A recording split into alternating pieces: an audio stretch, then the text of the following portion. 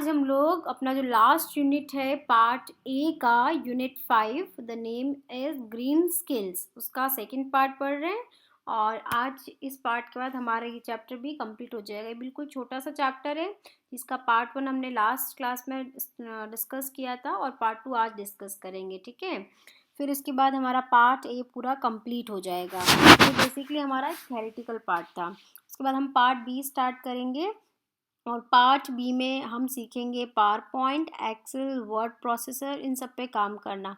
Green skills में हमने पहले डिस्कस किया था लाइक ग्रीन स्किल्स क्या होता है, सोसाइटी एनवायरनमेंट क्या है, किस तरीके से सोसाइटी हमारे इकोलॉजिकल बैलेंस को बिगाड़ती है, उसको अफेक्ट करती है ना, क्या क्या फैक्टर्स है। तो ये सारी चीज़ें हमने डिस्कस करी थी हमारे फर्स्ट पार्ट में। तो बेटा आप जब इस क्लास में आते हो, आप जो भी क्लास लेते हो किसी सब्जेक्ट की, उससे पहले ना एक नज़र अपनी प्रीवियस क्लास पे भी डाल के आया करो कि हमने पहले क्या पढ़ा था और आज मैम उसके कंटिन्यूएशन में क्या पढ़ाने वाली है। तो आपको नेक्स्ट अच्छे से समझ में आएगा। ओके। और ये हार्डली आपको 5 से 10 मिनट लगेंगे। सिर्फ आपको देखना है कि लास्ट क्लास में हमने क्या टॉपिक्स कवर किए, उसके अंदर क्या क्या चीज़ें मैम ने बताई थी, तो एक नज़र डालनी है, उससे ज़्यादा कुछ नहीं। क्लियर, ताकि आपको कनेक्टिविटी पता रहे कि हम आगे क्या और कैसे स्टडी करने वाले हैं। सो आज हम डिस्कस कर रहे हैं पॉल्यूटेंट्स, आपका फर्स्ट टॉपिक है, ठीक है। सो पॉल्यूटेंट्स बेसिकली क्या होते हैं, हमने लास्ट लेक्चर में डिस्कस किया था पॉल्यूशन के बारे में, ओके, जिसमें मैंने आपको एक पिक्चर भी इस टाइप का कुछ टेबल शेयर किया था जिसमें हमने डिफरेंट डिफरेंट पॉल्यूशंस के बारे में देखा था। लाइक पॉल्यूशन क्यों होता है, उसे हम किस तरीके से अवॉइड कर सकते हैं, हमें क्या करना चाहिए, एक टेबल में पूरा बना हुआ था कि लैंड पॉल्यूशन, एयर पॉल्यूशन, है ना, ये सब क्या होता है और इसके लिए हमें क्या करना है। तो पॉल्यूटेंट्स जो है हमारा बेसिकली एक, हम क्या बोल, पॉल्यूटेंट्स किसको बोल सकते हैं कि पॉल्यूटेंट्स जो कि पॉल्यूशन करता है, the factors which causes pollution, जो पॉल्यूशन करता है उन्हीं को हम क्या बोलते हैं, पॉल्यूटेंट्स बोलते हैं। और हमारे पॉल्यूटेंट्स को दो पार्ट्स में डिवाइड किया हुआ है। First the pollutants that can decompose and second the pollutants that can not decompose. Okay, so ये वाली टेबल जो मैंने आपको लास्ट क्लास में डिस्कस करी थी, टाइप्स ऑफ पॉल्यूशन, कि land pollution, water pollution, air pollution, what happens because of the pollution, क्या बीमारियां होती है, why does it happen, land pollution क्यों होता है, वाटर पॉल्यूशन क्यों होता है, एयर पॉल्यूशन क्यों होता है, and how to prevent it. Land pollution को प्रिवेंट करने के लिए हमें क्या करना चाहिए, वाटर पॉल्यूशन के लिए हमें क्या करना चाहिए, एंड एयर पॉल्यूशन को प्रिवेंशन के लिए हमें क्या करना चाहिए। फाइन। सो अब पोल्यूशन जिन चीज़ों से होता है, जो पोल्यूशन का कारण है ना, so the things which causes pollution they are called the pollutants, उनको हम बोलते हैं पॉल्यूटेंट्स। सो पॉल्यूटेंट्स को यहाँ पे बेसिकली दो पार्ट में डिवाइड किया हुआ है, pollutants that can decompose and pollutants that can not decompose. Okay, so decompose का मीनिंग क्या होता है, आप सबको पक्का पता ही होगा कि डीकम्पोज का मीनिंग क्या होता है ना, तो मुझे समझाने की ज़रूरत नहीं है आप लोगों को।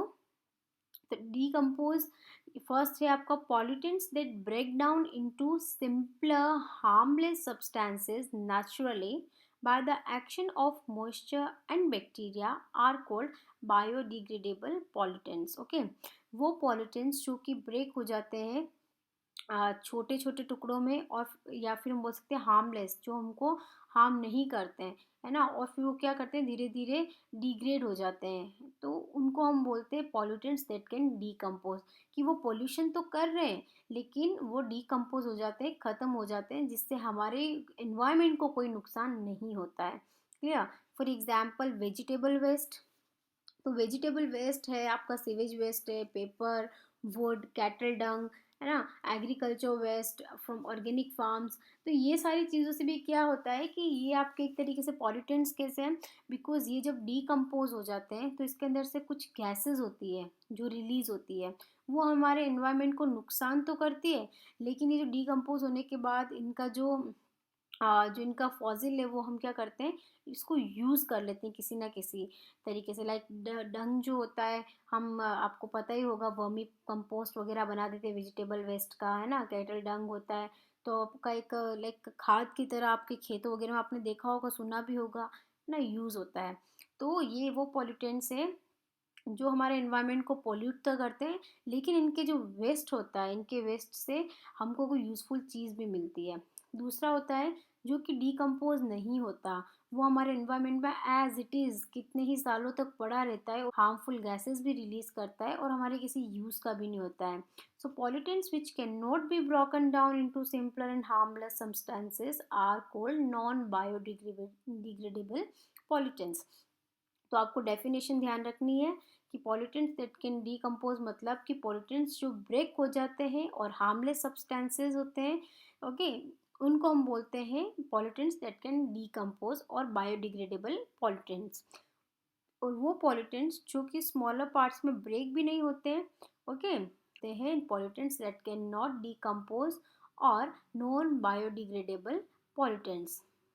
ओके, सो इसमें एग्जाम्पल है plastics, insecticides, pesticides, chemicals like mercury और लीड, एल्यूमिनियम, ग्लास एक्सेट्रा। ठीक है, तो ये सारे इसके एग्जाम्पल्स आपको ध्यान रखने हैं और इसमें भी ये सारे एग्जाम्पल्स आपको ध्यान रखने हैं। सो पॉल्यूटेंट्स जो दो टाइप के हमने पढ़े, उसके बाद नेक्स्ट है some of the other factors that responsible for polluting the environment are as follows. Okay, तो एक चीज़ आपने नोटिस की होगी कि पॉल्यूटेंट्स जो डिकम्पोज और जो डिकम्पोज नहीं हो सकते हैं, ये दोनों पॉल्यूटेंट्स तो होते हैं, है ना, लेकिन ऐसे पॉल्यूटेंट्स होते हैं जो कि हार्मलेस सब्सटेंसेस होते हैं। हार्मलेस मतलब हमारे, मैंने यहाँ पे बोला था कि एनवायरनमेंट को हार्म करते हैं, ये थोड़ा रॉन्ग मैंने ऐड कर दी थी लाइन। ओके, जो हमारे एनवायरनमेंट को हार्म नहीं कर रहे हैं, ये दोनों फैक्टर्स हमारे एनवायरनमेंट को हार्म नहीं करते हैं, बट पॉल्यूटेंट्स की कैटेगरी में आते हैं। ठीक है, अब जो नेक्स्ट हम पढ़ रहे हैं उसमें ये है कि कुछ फैक्टर्स जो पॉल्यूटेंट्स है और हमारे इन्वायरमेंट को पॉल्यूट भी करते हैं, हमारे इन्वायरमेंट को हार्म भी करते हैं, उसके उस वो भी कुछ फैक्टर्स हैं जो इसके लिए रिस्पॉन्सिबल होते हैं। वो है जैसे कि example, exhaust fumes released from vehicle pollutes the air. Okay, जो व्हीकल के अंदर से जो स्मॉग, जो फ्यूम वगैरह निकलता है, वो हमारे एयर को पॉल्यूट करता है। Then excessive use of chemicals, अगर आप केमिकल्स का एक्सेसिव यूज करते हैं लाइक इंसेक्टिसाइड्स, फर्टिलाइजर्स, है ना, then it affect the alkalinity of the soil और the soil pH. It adversely affects the health of microorganisms and other organisms in the soil. तो ये कुछ फैक्टर्स है। अब आपको जो एग्जाम में भी लिखना है या जो ध्यान रखना है, इतना डिटेल में नहीं, आपको ये बोलना है सिर्फ कि vehicle, the fumes released by vehicle, it pollutes the air. Second, excessive use of the chemicals like insecticides and fertilizers. Okay, third, third जो आता है आपका नेक्स्ट, वो है plastic waste like bottles, bag etcetera thrown on land and sea pollutes the water and destroys the flora and fauna. Flora fauna आपको पता ही होगा, नहीं पता है तो सोशियोलॉजी की क्लास में पूछना, ठीक है, ये इंपॉर्टेंट टर्म्स है, मैं नहीं बता रही हूँ आपको, बहुत बेसिक ही है जो आपको पता होनी चाहिए। ओके, सो प्लास्टिक वेस्ट आपको पता है जो अपन लैंड एंड सी पे डालते हैं, जिसकी वजह से हमारा पॉल्यूशन होता है। थर्ड है आपका dangerous gases like chlorofluorocarbon, methane, carbon dioxide, ये सब। तो ये सारी चीज़ें आपने सोशल में पढ़ी हुई है, बस एक आपको बेसिक्स ध्यान रखना है इनका। और इस पे जो क्वेश्चंस आते हैं ना, वो आप अपनी मर्जी से भी उनके आंसर्स लिख सकते हो। द मेन थिंग इज आपको ये पता होना चाहिए कि लिखना क्या है इसके अंदर। फिर थर्ड है आपका क्लाइमेट चेंज, है ना, तो क्लाइमेट चेंज में आपको ये पूरा जो पॉइंट्स है ना, मैं एकदम डिटेल में इसको समझा देती हूँ, तो आपको क्लियरली समझ में आ जाएगा कि बेसिकली इसमें हो क्या, हमें लिखना क्या है। फिर आप इसको अपने टर्म्स में भी यूज़ कर सकते हो। लाइक क्लाइमेट चेंज में देखो फर्स्ट पॉइंट क्या है, क्लाइमेट चेंज होता क्या, पहले तो हम ये बात करते हैं। जैसे कि आपने देखा होगा कि अगर आपने कहीं अपनी कार को बहुत लंबे टाइम तक कहीं गर्मी में पार्क कर रखी है, ओके, और फिर आप जब आके उसके चाहे कांच वगैरह सब बंद है, फिर आप आके जब उस कार के अंदर बैठते हो तो आपको एकदम से ना अंदर एकदम से गर्मी फील होती है कि एकदम कितना हॉट हो जाता है कार के अंदर, है ना। सेम कंडीशन हमारी अर्थ के साथ है कि अर्थ क्या है, बिल्कुल पैक्ड है, ठीक है। अब अंदर उसके जो फॉसिल फ्यूल्स है लाइक कोल, पेट्रोल, डीजल, ये सब बहुत ज़्यादा हीट के अंदर है। अंदर इतनी हीट प्रोड्यूस होती है इन फॉसिल फ्यूल्स के आसपास, इतनी ज़्यादा हीट, और उसकी वजह से वो हीट और कोल, पेट्रोल, डीजल, इनकी रिएक्शंस की वजह से जो अंदर गैसेस होती है वो क्या करती है, अर्थ के अंदर ट्रैप हो जाती है, बिल्कुल अंदर पैक हो जाती है। और इसमें से जो फिर जो गैसेज़ है अंदर एकदम पैक होने की वज़ह से बाहर निकल नहीं पाती, अंदर ही अंदर क्या होती जाती है, बिल्कुल फिक्स होती जाती है, अंदर से जो हीट निकल रही, जो गैसेज़ उससे रिलीज़ हो रही, सब की सब अर्थ क्रस्ट के अंदर रहती है। जिसकी वज़ह से हमारा क्या होता है, ग्लोबल वार्मिंग, इसी को हम बोलते हैं global warming, and this is called the green house effect, और इसी को हम ग्रीन हाउस इफ़ेक्ट बोलते हैं। ये चीज़ें आपने पढ़ी हुई है ना? So what is green house effect, what is global warming, ये पता होना चाहिए आपको। फिर उसके बाद green house gases that include water vapour, carbon dioxide, methane, nitrous oxide and ozone, they occurred by both naturally and from human activities. तो जो ग्रीन हाउस गैसेस की हम बात कर रहे हैं, ठीक है, इससे ग्लोबल वार्मिंग हो रही है, इसी को हम ग्रीन हाउस इफेक्ट बोलते हैं। तो यहाँ पे जो हमने गैसेस की बात करी है, जो अंदर ट्रैप हो गई है, उसी से ग्लोबल वार्मिंग हो रहा है, उसी को हम ग्रीन हाउस इफेक्ट बोल रहे हैं। तो उन वो गैसेस कौन कौन सी है, तो ग्रीन हाउस गैसेस जो होती है वो है लाइक कार्बन डाइऑक्साइड रिलीज होता है उसमें से, मीथेन, नाइट्रस ऑक्साइड जिसको हम एन बोलते हैं, ओजोन, ठीक है, ये सारी गैसेस उसमें से रिलीज होती है। और ये गैसेस भी दो तरीके से होती है, नेचुरली भी अकर होती है और ह्यूमन एक्टिविटीज़। नेचुरली कैसे होती है, जैसे कि हमने बात करा था अभी स्टार्टिंग में, जो हमारे ऑर्गेनिक मैटर्स अंदर डीकम्पोज होते रहते हैं, है ना, अर्थ के अंदर, फिर धीरे धीरे अंदर ही आगे से आगे लेयर्स बनती जाती है, अंदर हीट के अंदर वो रहते हैं, फिर उनसे रिएक्शंस की वजह से जो रिलीज होती है गैसेस, तो ये तो हुई नेचुरली, कि ये गैसेस नेचुरली किस तरीके से रिलीज होती है। और ह्यूमन एक्टिविटीज़ से कैसे होती है कि लाइक कोई फॉसिल फ्यूल्स है, जैसे कि कोल, पेट्रोल, डीजल, इसको जब आप जलाते हो, ठीक है, तो उसमें से जो गैसेस निकलती वो भी यही गैसेस होती है जिनको हम ग्रीन हाउस गैसेस बोलते हैं।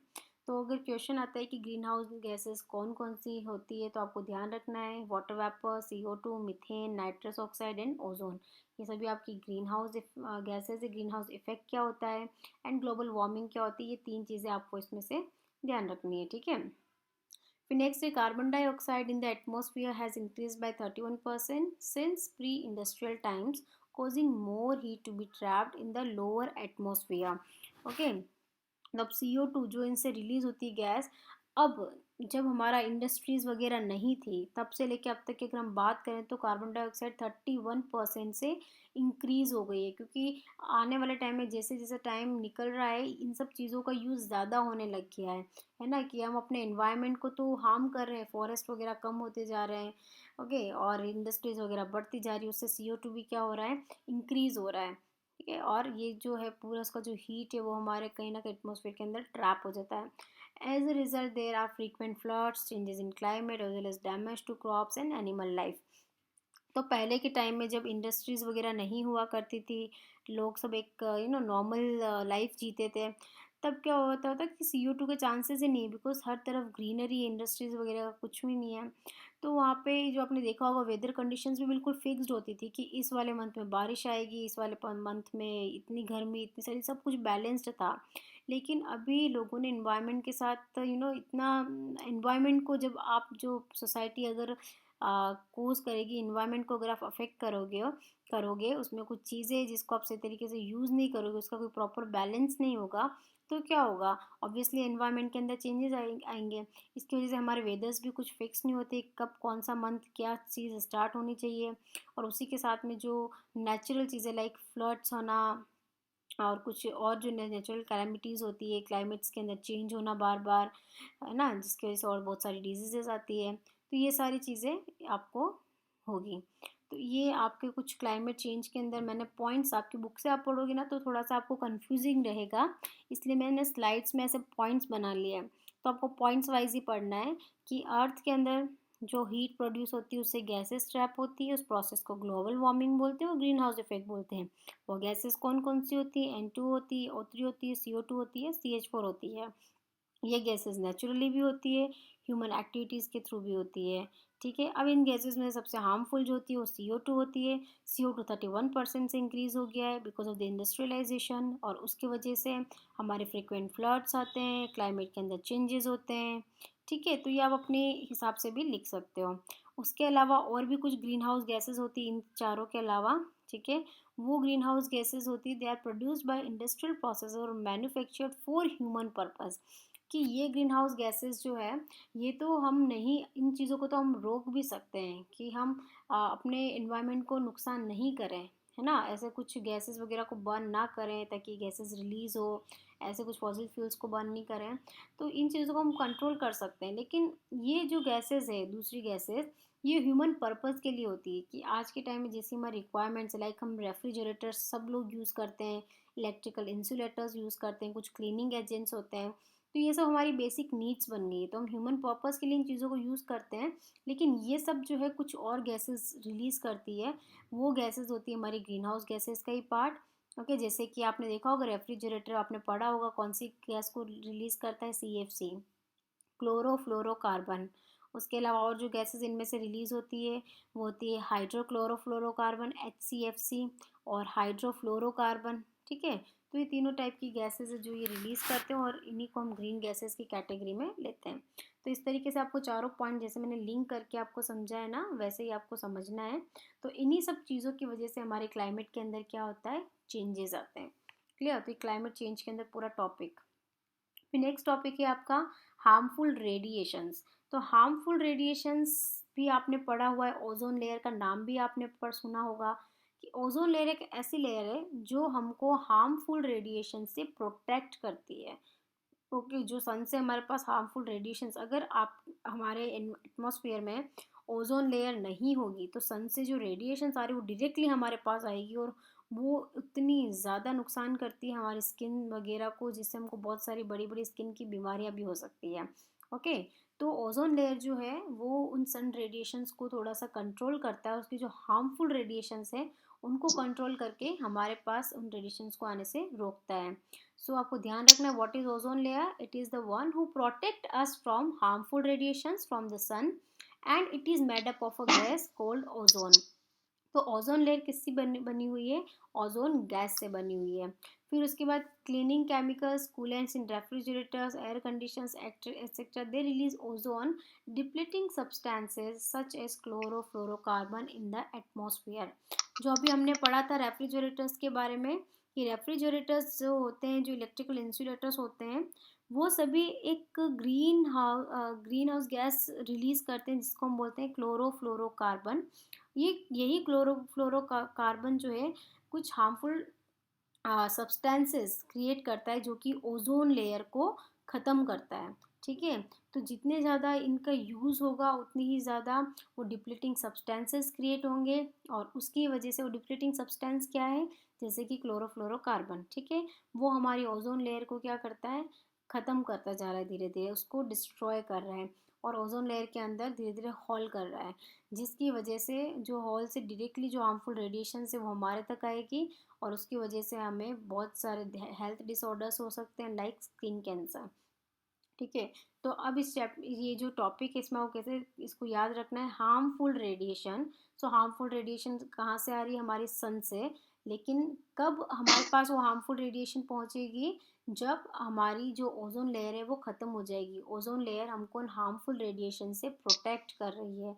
ओजोन लेयर किसकी बनी हुई है, ओजोन गैसेस की बनी हुई है, और ओजोन गैसेस जो है, ओजोन गैसेस ओजोन लेयर को बना रहा है। ठीक है, और वो ओजोन लेयर किसकी वजह से ख़त्म हो सकती है, उसका कारण क्या है, हम ऐसा क्या कर रहे हैं। तो कारण है जो हम हमारे डेली बेसिस पे जो प्रोडक्ट्स यूज़ करते हैं, लाइक रेफ्रिजरेटर्स, एसीज, ये सब, वो सब एक हार्मफुल सब्सटेंस क्रिएट करता है, जैसे कि क्लोरोफ्लोरोकार्बन, जो कि हमारे ओजोन लेयर को धीरे धीरे डिस्ट्रॉय कर रही, उसके अंदर होल कर रही, जिसकी वजह से वो रेडिएशन डायरेक्टली हमारी स्किन तक आएगी, और हमको स्किन कैंसर भी हो सकता है। तो इस तरीके से आपको लिंक करके टॉपिक को ध्यान रखना है। क्लियर। फिर नेक्स्ट है नेचुरल डिजास्टर, बिल्कुल छोटा सा है। नेचुरल डिजास्टर्स क्या होते हैं, like flood, earthquake, landslides, storms, ये सब नाम आपने सुने हुए होंगे। तो ये सब नेचुरल डिजास्टर्स होते हैं। ये सब क्यों होता है natural disasters, because exploiting the natural resources. इतना सा आपको ध्यान रखना है कि जब हम नेचुरल रिसोर्सेज को एक्सप्लॉइट करेंगे, जैसे कि बिल्डिंग स्ट्रक्चर्स हम कुछ भी कंस्ट्रक्ट कर रहे हैं, ठीक है, तो इनकी वजह से नेचुरल डिज़ास्टर्स होते हैं। क्योंकि जब कुछ आप बिल्डिंग्स वगैरह क्रिएट करोगे तो उसके लिए आप फॉरेस्ट वगैरह ख़त्म होते जाएंगे, माइनिंग वगैरह ज़्यादा होगी, तो कहीं ना कहीं हमारे इकोलॉजिकल बैलेंस को ये अफेक्ट करेगा, और यहाँ पे कुछ नेचुरल डिज़ास्टर्स हो सकते हैं, which are like flood, earthquake, landslide, storm. तो आपको ये जो स्टेटमेंट है पढ़ना है, और फिर डिज़ास्टर्स के बारे में आप अपने हिसाब से भी उसको टर्म्स में लिख सकते हो। क्लियर। फिर नेक्स्ट है how to save the environment, हम एनवायरनमेंट को कैसे सेव कर सकते हैं। सो एनवायरनमेंट सेव करने के 3 तरीके हैं। ओके, 3 चीज़ें, learning about the environment, learning through the environment and learning for the environment. So how to save the environment अगर ये क्वेश्चन बनता है, ये क्वेश्चन बनेगा तो आपका एक थेरेटिकल क्वेश्चन आएगा, ही write the steps to save the environment. तो 3 steps we have: learning about the environment, learning through the environment and learning for the environment. About यानी कि environment के बारे में पढ़ो, फिर environment के थ्रू पढ़ो, environment से पढ़ो, और लास्ट में environment के लिए। ठीक है, environment के बारे में, environment से और environment के लिए, इस तरीके से। तो ये तीनों चीज़ें हैं। तो environment के बारे में कैसे पढ़ेंगे? ऑब्वियसली पहले ये पता करो कि आप एनवायरनमेंट है क्या, बेसिकली हम किसको एनवायरनमेंट बोल रहे हैं। ठीक है, उसकी अंडरस्टैंडिंग, अपने सराउंडिंग की, हम ऐसा क्या कर रहे हैं जिसकी वजह से हमारा एनवायरनमेंट सफ़र कर रहा है, तो इन चीज़ों को पहले समझना। तो ये भी आप अपनी मर्जी से 3 पॉइंट ध्यान रखना, बाकी आप अपनी इच्छा से लिख सकते हो कि here we have to learn about the environment, like we should have the knowledge and understanding of our surrounding and the related issues which causes the environment, which causes the ecological balance। इस तरीके से आप अपनी इच्छा से इसमें लिख सकते हो। ओके, फिर सेकेंड में आप learning through the environment, learning through the environment में आप खुद लिख सकते हो कि एनवायरनमेंट से पढ़ना, लाइक एनवायरनमेंट के अंदर जो एक्टिविटीज़ हो रही है या उसके ऑब्जर्व, आप कुछ ऑब्जर्व करो लर्निंग प्रोसेसेस को, such as observation, hands on experience, learning by doing, कुछ करके प्रॉब्लम सॉल्विंग। तो इस तरीके से एनवायरनमेंट से पढ़ना, और लर्निंग फॉर द एनवायरनमेंट। और लास्ट पॉइंट है कि एनवायरनमेंट के लिए हमारी क्या रिस्पॉन्सिबिलिटीज़ है, हमें क्या चीज़ें करनी चाहिए, है ना। तो ये सारी चीज़ें, तो ये सब मेनली 3 पॉइंट है, फिर आप अपने हिसाब से इसको फ्रेम कर सकते हो। फिर नेक्स्ट है, ये इसी का पार्ट है हाउ टू सेव एनवायरनमेंट में, कि आप 3 तरीके, इसमें 3 स्टेप्स और है कि एनवायरनमेंट सेव करने के लिए। तो अगर आपका क्वेश्चन यही आता है कि how to save the environment, ठीक है, तो इसमें आपको सिर्फ ये 3 पॉइंट्स लिखने हैं। लेकिन अगर आपका क्वेश्चन ऐसे बनता है कि what are the 3 R's for using saving environment, तो 3 R's ऐसे क्वेश्चन आते हैं। तो R कौन कौन से हैं? एक R का मतलब होता है रिड्यूस, सेकेंड होता है रीयूज एंड थर्ड होता है रिसाइकिल। ओके, तो रिड्यूस का मतलब ऐसी चीज़ें कम से कम यूज़ करो, do not use what you do not need. If we reduce its source, there is a lesser chance of waste generation and the pressure on our already stretched natural resources is reduced. Okay, तो reduce मतलब कि आप जो चीज़ें use कर रहे हो उसका कंजप्शन जो है कम करो। अगर आपको रिक्वायरमेंट है तो ही आप उन चीज़ों को बाय करो। जैसे कि अगर आप कुछ चीज़ें मार्केट में ख़रीदने जाते हो तो अपना खुद का एक बैग बना के रखो, वो बैग लेके जाओ। ओके, जो बैग जूट का हो या ऐसे कुछ क्लॉथ का हो। ओके, और उस बैग का ऐसा नहीं कि आप ऐसे चले जाओ और वहाँ जाके पॉलीथीन मांगो। अब आप उस पॉलीथीन नहीं भी लोगे, अपना बैग लेके जाओगे तो आपको रिक्वायरमेंट नहीं है उस चीज़ की, ठीक है, उस पॉलीथीन की, तो आप उस पॉलीथीन के लिए बोलो ही मत शॉपकीपर को। तो इस तरीके से आप उन चीज़ों को कम रिड्यूस करके, वेस्ट भी कम जनरेट होगा। आप पॉलीथीन लाओगे तो आप फेंकोगे नहीं उसको, है ना। तो इस तरीके से आप उन चीज़ों को रिड्यूस कर सकते हो, और इसके लिए गवर्नमेंट कितना कुछ कर रही है ना। फिर reuse the materials for purposes, like जो आप बैग्स लेते हो कपड़े के, जब आपने बहुत ज़्यादा यूज़ कर लिए तो उनके जैसे आप पिलो कवर्स बना के या इस तरीके से उसका रीयूज़ कर सकते हो। ओके, और रिसाइकलिंग आपको पता ही है कि वेस्ट से वापस उस वेस्ट को कुछ यूज़ करके और नई चीज़ बनाना। जैसे कि हम रद्दी देते हैं, जो न्यूज़पेपर्स वगैरह होते हैं ना, तो हम रद्दी वगैरह देते हैं, वो सब कहाँ जाती है, वो सारा गार्बेज जो है वापस से कहीं कंपनीज में जाता है और उनसे पेपर से वापस एक नया पेपर बनता है। ठीक है, तो उस तरीके से रिसाइकलिंग प्रोसेस बोलते हैं। एग्जाम्पल जैसे वेट गार्बेज, आपके घर पे जो किचन का वेट गार्बेज होता है, जैसे सब्जियों का छिलका और ये सब, इन सब को हम यूज़ कर सकते हैं वर्मी कंपोस्ट बनाने के लिए। वर्मी कंपोस्ट एक बहुत अच्छा प्रोडक्ट होता है जिसकी वजह से आप अपने प्लांट्स वगैरह में डाल के और प्लांट्स वगैरह को अच्छे से ग्रो करवा सकते हो। ओके।